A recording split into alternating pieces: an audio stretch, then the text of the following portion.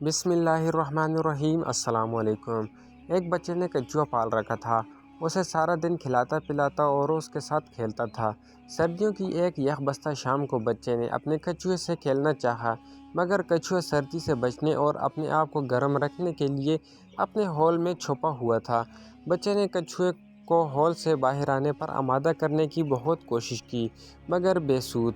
جلاہٹ میں اس نے ڈنڈا اٹھا کر کچھوے کی پٹائی بھی کر ڈالی، مگر کوئی نتیجہ نہ نکلا۔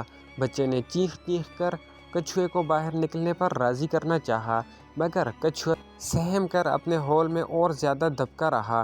بچے کا باپ کمرے میں داخل ہوا تو بچہ غصے سے تلملا رہا تھا۔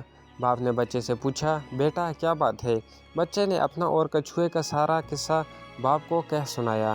باپ نے مسکراتے ہوئے بچے کا ہاتھ تھاما اور بولا، اسے چھوڑو اور میرے ساتھ آؤ۔ بچے کا ہاتھ پکڑے باپ اسے آتش دان کی طرف لے گیا، آگ جلائی اور حرارت کے پاس ہی بیٹھ کر بچے سے باتیں کرنے لگا۔ تھوڑی ہی دیر گزری تھی کہ کچھوا بھی حرارت لینے کے لیے آہستہ آہستہ ان کے پاس آ گیا۔ باپ نے مسکرا کر بچے کی طرف دیکھا جو کچھوے کو دیکھ کر خوش ہو رہا تھا۔ باپ نے بچے کو مخاطب کرتے ہوئے کہا، بیٹا انسان بھی کچھوے کی طرح ہی ہوتے ہیں۔ اگر تم چاہتے ہو کہ وہ اپنے ہول اتار کر تمہارے ساتھ کھلے دل سے ملے تو انہیں اپنی محبت کی حرارت پہنچایا کرو، نہ کہ انہیں ڈنڈے کے زور پر یا اپنے حکم چلا کر۔ پرکشش اور جادوئی شخصیت والے لوگ کے پوشیدہ رازوں میں سے ایک راز یہ بھی ہے کہ وہ زندگی میں لوگوں کو اپنی محبت کی حدت اور اپنی جذبات کی گرمی پہنچا کر انہیں اپنا گروید بناتے ہیں۔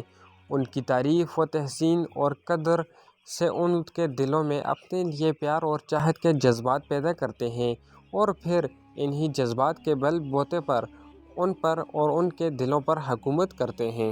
اور انسانی مخلوق تو ہے ہی ایسی کہ کوئی بھی اس کے دل میں گر نہیں کر سکتا، سوائے اس کے کہ اس کے ساتھ جذبات کی گرم جوشی، سچے دل اور روح کی پاکیزگی کے ساتھ ملا جائے۔